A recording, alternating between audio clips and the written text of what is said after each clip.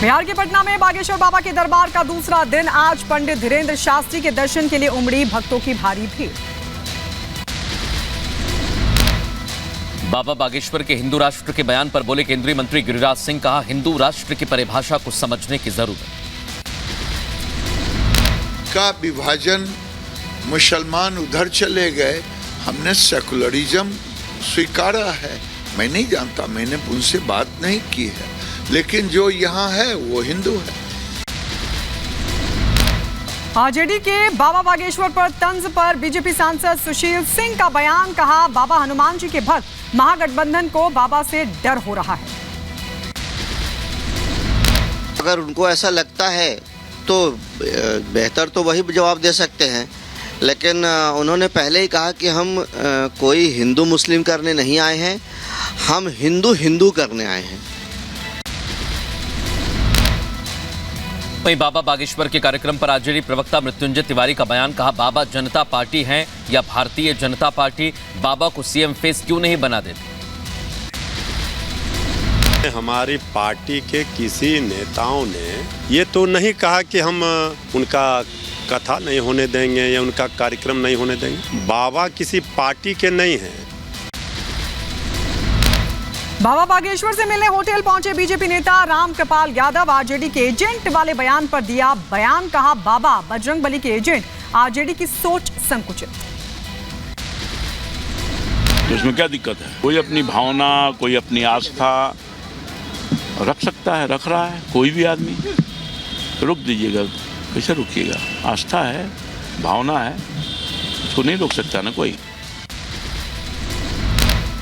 बाबा के बिहार में कार्यक्रम पर स्वामी चक्रपाणी का बयान। कहा, बाबा बागेश्वर धर्म का प्रचार कर रहे हैं, उन्हें किसी पार्टी से जोड़ना गलत है। कोई धर्म का प्रचार कर रहा है और उसको कोई किसी पार्टी से जोड़ दे तो इससे बड़ा दुर्भाग्यपूर्ण कुछ नहीं हो सकता। आचार्य पंडित धीरेन्द्र शास्त्री स्वयं कभी किसी पार्टी को स्पष्ट समर्थन नहीं करते हैं, वो धर्म का प्रचार कर रहे हैं तो करने देना चाहिए। महाराष्ट्र के अकोला में दो गुटों में हिंसक झड़प। भीड़ ने कई वाहनों में की तोड़फोड़। हिंसक झड़प का वीडियो हुआ वायरल। हिंसक घटना के बाद ओल्ड सिटी पुलिस स्टेशन के पास जुटी भारी भीड़। एक दूसरे पर जमकर पथराव किया, सड़कों पर काटा बवाल। हिंसक झड़प के बाद प्रशासन ने अकोला शहर में लगाई धारा 144। पुलिस ने बल प्रयोग कर स्थिति को नियंत्रण में किया। शनिवार की शाम इंस्टाग्राम पर विवादित पोस्ट के बाद भड़की हिंसा। पुलिस और फायर ब्रिगेड की गाड़ी पर किया गया पथराव। अकोला में हुए झड़प में एक की मौत की खबर। 2 पुलिसकर्मियों समेत 8 लोग जख्मी हुए। पुलिस ने 26 लोगों को लिया हिरासत में। अकोला हिंसा पर एसपी संदीप घुगे का बयान। कहा, भीड़ ने कुछ वाहनों को क्षतिग्रस्त किया, फिलहाल स्थिति नियंत्रण में। पुलिस प्रशासन ने तुरंत वहां पे इंटरवीन करके एक्शन ली है और जो भी इसमें शामिल थे उनके ऊपर हम लोग कार्रवाई कर रहे हैं। गुने दाखिल हो गए हैं। पूरे इलाके में स्थानीय पुलिस बल के साथ दंगा नियंत्रण दल को भी किया गया है तैनात। हादसे पर चश्मदीद का बयान आया सामने। अचानक भीड़ ने की थी पत्थरबाजी और आगजनी। कुछ असामाजिक तत्व पहले हमारे मोहल्ले के सामने से गए, बाद में कुछ नारे लगाते गए, वो बाद में फिर वापसी में आए, फिर उन्होंने एकाएक पलट के गाड़ी तोड़ना चालू कर, पत्थर फेंकना चालू कर लिए। जम्मू कश्मीर के अनंतनाग में अनवान सागरम इलाके में आतंकियों और सुरक्षा बलों के बीच मुठभेड़। सुरक्षा बलों ने इलाके को सील कर 2 आतंकियों को घेरा। पूरे इलाके में पुलिस और पैरामिलिट्री का ऑपरेशन लगातार जारी। आतंकियों की धरपकड़ के लिए चलाए जा रहे हैं तलाशी अभियान। अतीक अशरफ हत्याकांड मामले की जांच कर रही एसआईटी के सामने बड़ी चुनौती। अब तक बयान देने नहीं आया कोई चश्मदीद। सूत्रों के हवाले से खबर। अब तक एसआईटी ने दर्ज किए सिर्फ डॉक्टर और पुलिस कर्मियों के बयान। एसआईटी को फोरेंसिक रिपोर्ट का इंतजार।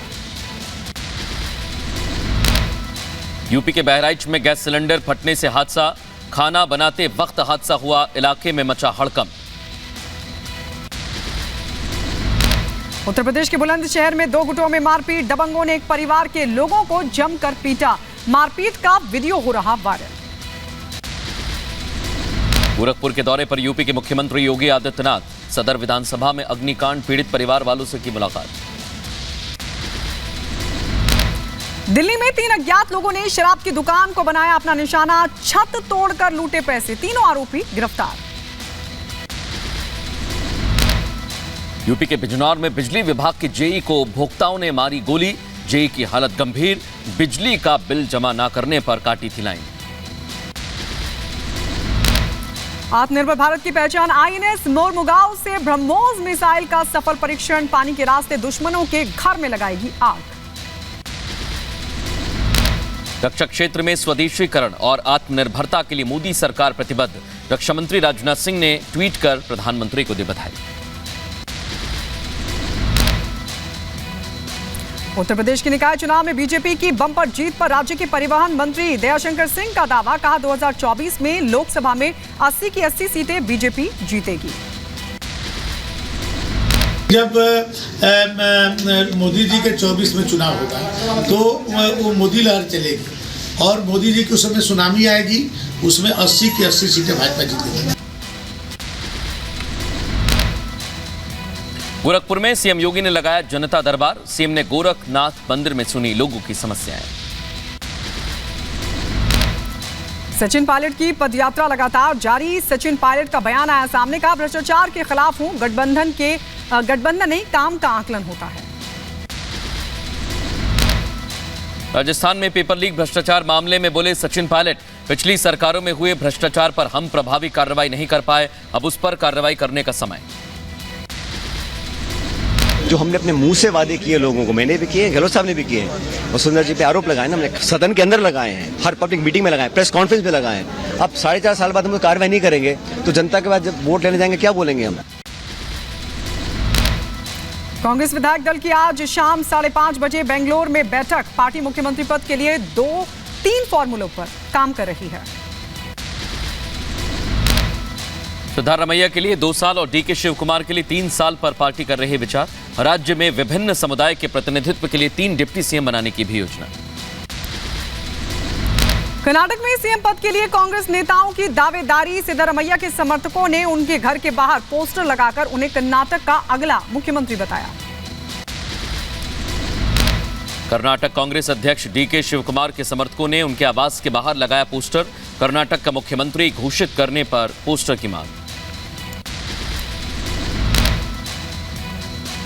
आरा में अपराधियों के हौसले बुलंद, हथियारबंद बदमाशों ने की 20 सड़क पर मुखिया के पति की हत्या, घटना सीसीटीवी में कैद हुई।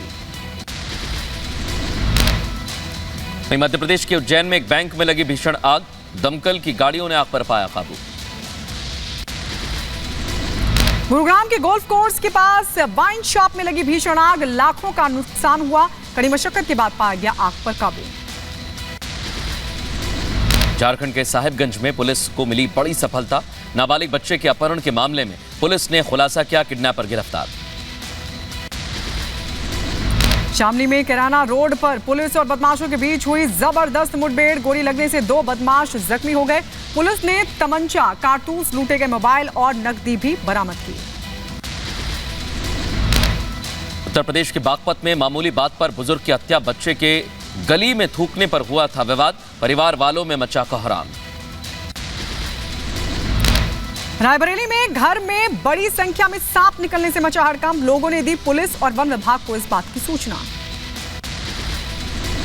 उत्तर प्रदेश के बांदा में 13 साल की किशोरी के साथ दुष्कर्म, परिवार वालों ने थाने में दर्ज कराई शिकायत।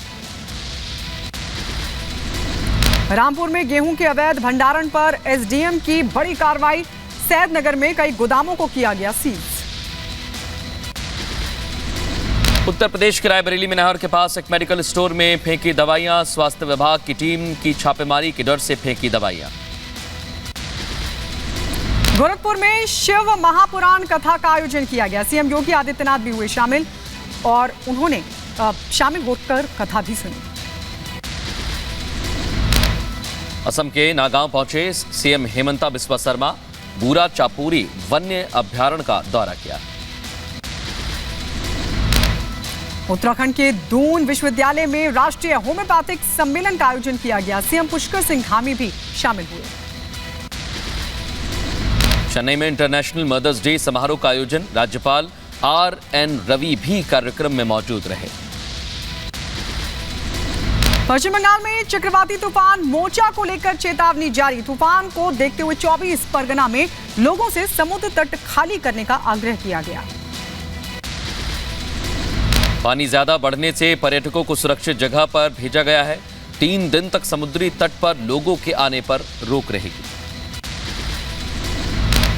देश में कोरोना के मामलों में कमी। 24 घंटे में दर्ज किए गए 1272 रिपोर्ट किए गए नए केस। उत्तर प्रदेश के गोंडा में एक गांव के प्रधान का अनूठा प्रयास। गांव में बनाई देश में अलग पहचान। ग्राम प्रधान को मिलेगा पीएम से राष्ट्रीय सम्मान। उत्तर प्रदेश के बुलंदशहर में रक्तदान शिविर का आयोजन किया गया। किसानों ने जवानों के लिए किया रक्तदान। चंडीगढ़ में 15 साल के एसिड अटैक पीड़िता ने स्कूल में टॉप किया। 10वीं की परीक्षा में हासिल किए 95.02% अंक। पाक आर्मी चीफ पर इमरान खान का बड़ा हमला। देश को संबोधित करते हुए आसिम मुनीर को कहे अपशब्द। पाकिस्तान में पीटीआई का प्रदर्शन आज। शहबाज सरकार के खिलाफ प्रदर्शन। इमरान खान ने लोगों से अपील की, कहा लोकतंत्र के लिए करें प्रदर्शन। शहबाज सरकार का बड़ा फैसला। 9 मई को हंगामा करने वालों पर होगा कड़ा action. Lahore core commander house में हुई थी तोड़फोड़। यूक्रेन में हथियारों के गोदाम में तेज विस्फोट। कई किलोमीटर दूर तक सुनाई दिया धमाका। गोदाम में रखे थे नाटो के हथियार। उधर थाईलैंड में आम चुनाव के लिए सुबह से ही मतदान लगातार जारी। मैदान में आम चुनावों में करीब 70 पार्टियों के उम्मीदवार। क्यूबा की राजधानी हवाना में LGBTQ समुदाय का प्रदर्शन। पोस्टर बैनर लेकर लोगों ने सड़कों पर निकाला मार्च। इजराइल और फिलिस्तीन के बीच तनाव लगातार जारी। आतंकियों ने इजराइल पर बरसाए गोले और बारूद। रूस के मॉस्को में आग का तांडव। आग पर काबू पाने की कोशिशें जारी। जापान के विदेश मंत्री ने रूस यूक्रेन युद्ध को लेकर जाहिर की अपनी चिंता। कहा युद्ध से अंतर्राष्ट्रीय स्तर पर हुआ बहुत ज्यादा नुकसान।